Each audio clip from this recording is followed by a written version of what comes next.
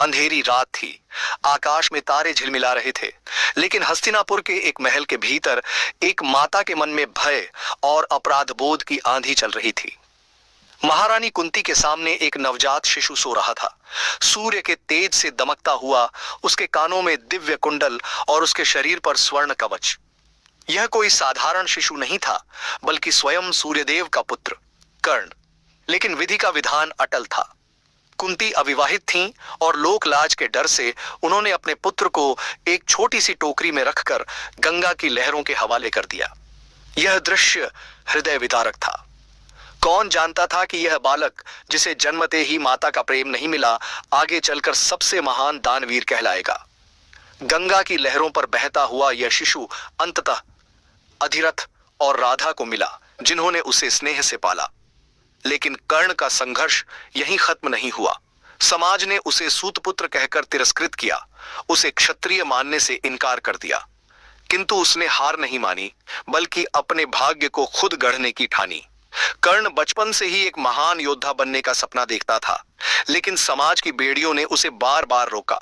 उसे राजकुमारों की तरह शिक्षा नहीं मिल सकती थी, क्योंकि वह सूतपुत्र था। लेकिन क्या एक योद्धा की योग्यता उसके जन्म से तय होती है? नहीं। कर्ण ने संकल्प लिया कि वह सर्वश्रेष्ठ धनुर्धर बनेगा। गुरु द्रोणाचार्य ने जब उसे शिष्य बनाने से इनकार कर दिया, तो उसने एक और मार्ग खोजा, महान ऋषि परशुराम का। परशुराम केवल ब्राह्मणों को ही शिक्षा देते थे, इसलिए कर्ण ने स्वयं को ब्राह्मण बताकर उनसे दीक्षा ले ली। उसकी लगन और परिश्रम देखकर परशुराम ने उसे अपना सर्वश्रेष्ठ शिष्य मान लिया। लेकिन नियति को कुछ और ही मंजूर था। एक दिन जब परशुराम कर्ण की गोद में विश्राम कर रहे थे, तो एक जहरीली कीड़े ने कर्ण की जांघ में काट लिया। असहनीय पीड़ा के बावजूद कर्ण बिना हिले डुले बैठा रहा, ताकि उसके गुरु की नींद न टूटे। जब परशुराम जागे और कर्ण का घाव देखा, तो समझ गए कि यह कोई क्षत्रिय ही हो सकता है, क्योंकि इतनी सहन शक्ति ब्राह्मण में नहीं हो सकती। क्रोध में उन्होंने कर्ण को श्राप दिया, जब तुम्हें अपने जीवन की सबसे बड़ी लड़ाई में ब्रह्मास्त्र की जरूरत होगी, तब तुम इसे भूल जाओगे। यह सुनते ही कर्ण का हृदय टूट गया, लेकिन उसने सिर झुकाकर यह श्राप भी स्वीकार कर लिया। कर्ण के जीवन में तिरस्कार और अस्वीकृति की आंधी चलती रही, लेकिन उसकी वीरता को परखने का समय तब आया जब वह हस्तिनापुर की राजसभा में पहुंचा। वहां गुरु द्रोणाचार्य अपने शिष्यों की परीक्षा ले रहे थे।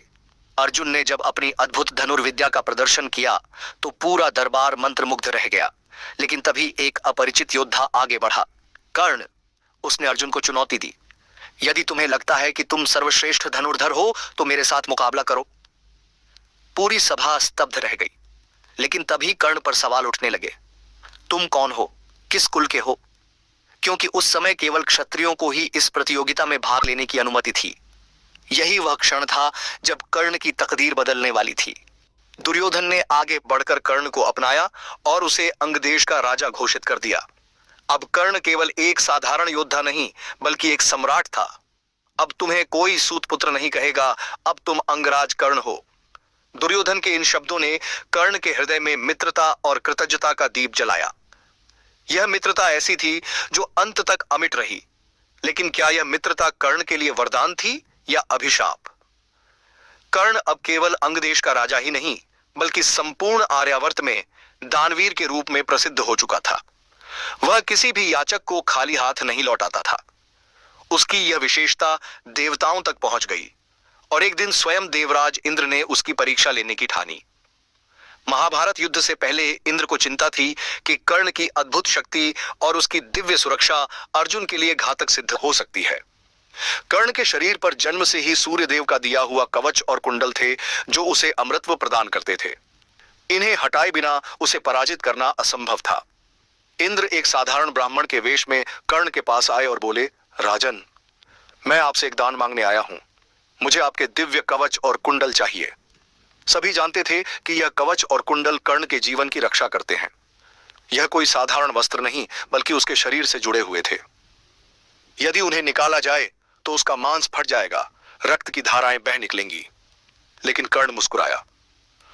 उसने बिना एक क्षण भी विचार किए अपने शरीर से कवच कुंडल को चीर कर निकाल दिया। रक्त से लथपथ होते हुए भी उसके चेहरे पर संतोष था। हे ब्राह्मण, मेरा जीवन युद्ध भूमि में मिले या इसी क्षण समाप्त हो जाए, लेकिन दानवीर कर्ण कभी अपने शब्द से पीछे नहीं हटेगा। यह देखकर इंद्र भी हतप्रभ रह गए।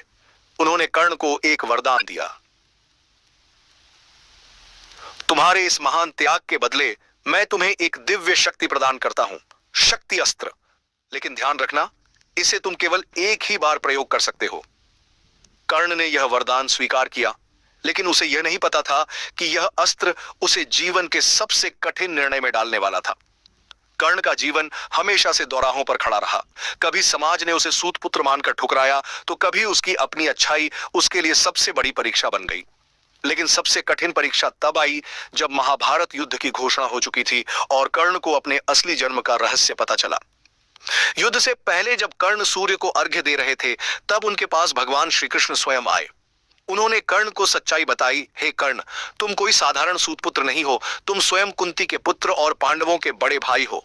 यह युद्ध तुम्हारे अपनों के खिलाफ है। आओ, पांडवों का साथ दो। अर्जुन से बड़ा धनुर्धर कोई नहीं मानता, लेकिन तुम उनसे भी श्रेष्ठ हो। यदि तुम पांडवों के साथ आ जाओ तो यह युद्ध बिना लड़े ही समाप्त हो सकता है। कर्ण स्तब्ध रह गए। जिसे पूरा जीवन सूतपुत्र कहकर अपमानित किया गया, वही अचानक पांडवों का बड़ा भाई बन गया। उनकी आंखों में आंसू थे, लेकिन उनके हृदय में धर्म और कर्तव्य की जंग छिड़ गई। उन्होंने श्री कृष्ण की ओर देखा और शांत स्वर में कहा, हे माधव, यदि यह सत्य है तो मैं धन्य हूं, लेकिन मैं दुर्योधन के साथ किया गया अपना वचन नहीं तोड़ सकता। जिसने मुझे सम्मान दिया, जिसने मुझे अंगराज बनाया, जिसने मेरी हर मुश्किल में साथ दिया, मैं उसे छोड़कर नहीं जा सकता। यदि मेरे माता कुंती ने मुझे जन्म दिया तो दुर्योधन ने मुझे जीवन दिया। श्री कृष्ण मुस्कुराए। उन्होंने कर्ण की महानता स्वीकार की, लेकिन वे जानते थे कि कर्ण ने अपने भाग्य की सबसे कठिन राह चुन ली थी, एक ऐसी राह जो उसे अपने ही भाई से युद्ध करने को मजबूर कर देगी।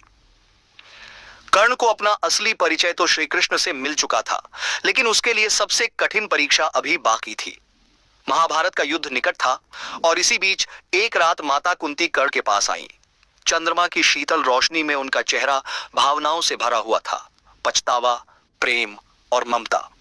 कुंती ने कर्ण के सामने अपने हृदय की व्यथा रखी। बेटा, मैंने तुझे जन्म दिया, लेकिन समाज के डर से तुझे त्याग दिया। आज मैं तुझसे अपनी भूल सुधारने का अवसर मांगती हूं। मैं चाहती हूं कि तू अपने भाइयों का साथ दे, अपने सगे भाई अर्जुन से युद्ध मत कर। अगर तू हमारे पक्ष में आ जाएगा तो पांडवों की विजय निश्चित हो जाएगी और तू हस्तिनापुर का राजा बनेगा। कर्ण ने अपने हृदय पर पत्थर रख लिया। उसकी आंखों में दर्द था, लेकिन उसका उत्तर अटल था। उसने धीमे स्वर में कहा, माँ, आपने मुझे जन्म दिया, लेकिन जो स्नेह, जो पहचान, जो सम्मान एक पुत्र को मिलना चाहिए, वह मुझे कभी नहीं मिला। दुर्योधन ने मुझे गले लगाया जब पूरी दुनिया ने मुझे अस्वीकार किया। मैं उसे धोखा नहीं दे सकता। कुंती की आंखों से आंसू छलक पड़े। उन्होंने कांपती आवाज में कहा, तो क्या तू अपनी माता की कोई बात नहीं मानेगा?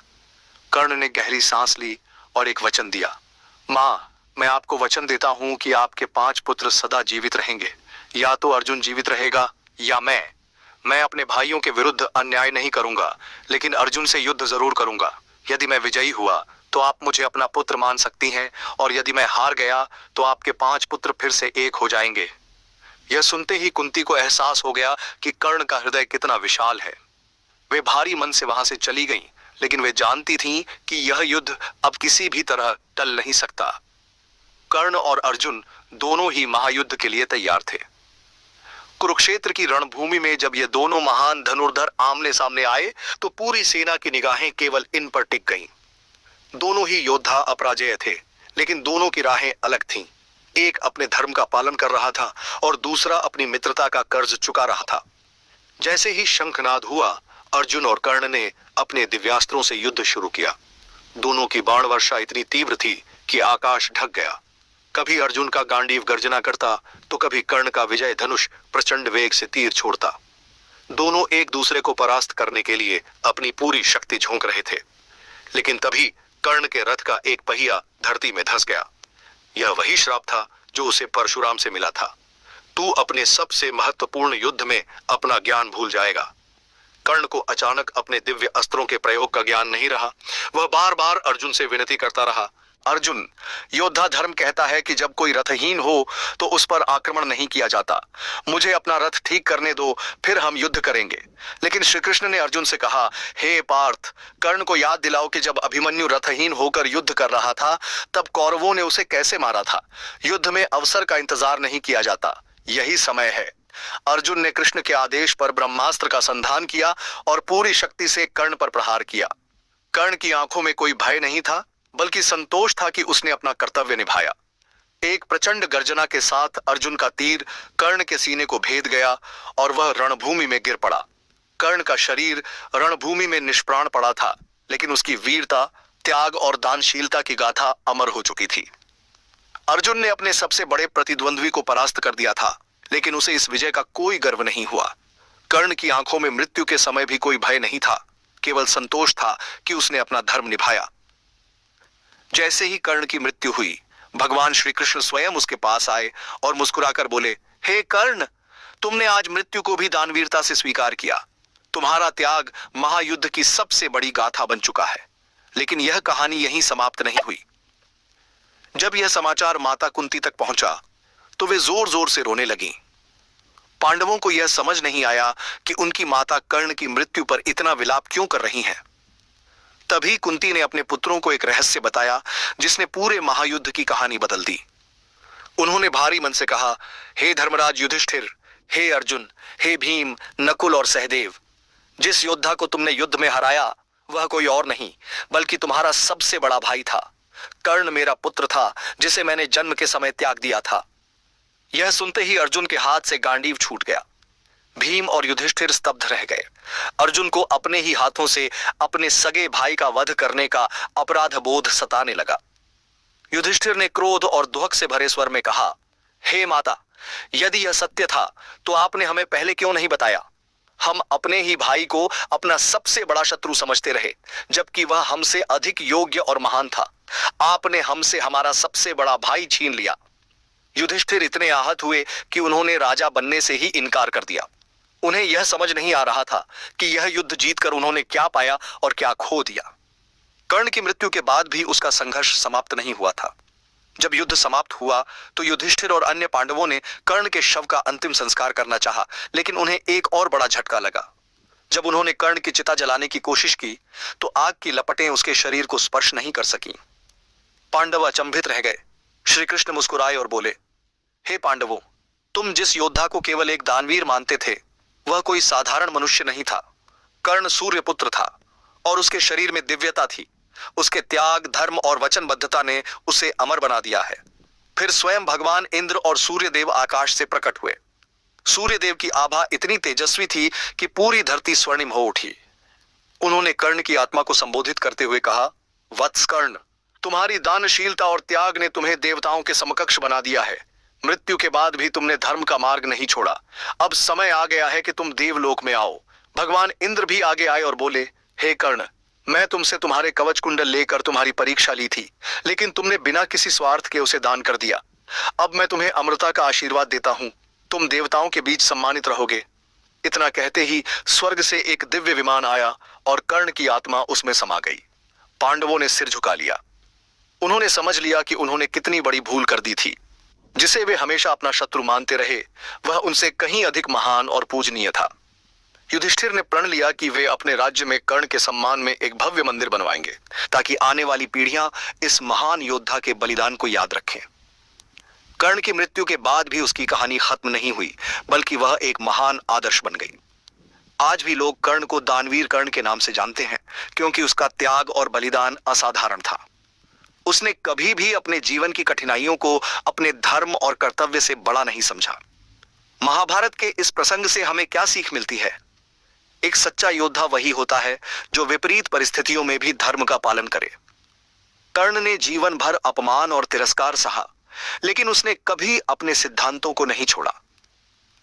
दो वास्तविक महानता त्याग और दानशीलता में होती है। कर्ण ने अपनी जान की परवाह किए बिना हर उस व्यक्ति को दान दिया जो उसके पास आया, चाहे वह उसका शत्रु ही क्यों ना हो। 3. जीवन में परिस्थितियां कैसी भी हों, हमें अपने कर्तव्य से पीछे नहीं हटना चाहिए। कर्ण के पास अवसर था कि वह युद्ध से पीछे हट जाए, लेकिन उसने अपने वचन को निभाना अधिक महत्वपूर्ण समझा। 4. कभी भी किसी को उसके जन्म, जाति या स्थिति के आधार पर नहीं आंकना चाहिए। पांडवों ने कर्ण को केवल एक सूतपुत्र समझकर अपमानित किया, लेकिन अंत में उन्हें पता चला कि वह उनका ही सगा भाई था और उनसे भी महान योद्धा था। 5. सच्चा मित्र वही होता है जो संकट में साथ खड़ा रहे। कर्ण ने दुर्योधन का साथ सिर्फ इसीलिए दिया क्योंकि उसने अपमानित होते समय कर्ण को सम्मान दिया था। दोस्तों, अब एक सवाल आप सभी से, अगर आपको अपने जीवन में कर्ण जैसी परिस्थिति का सामना करना पड़े तो क्या आप भी उतने ही धैर्यवान और त्यागी बन पाएंगे?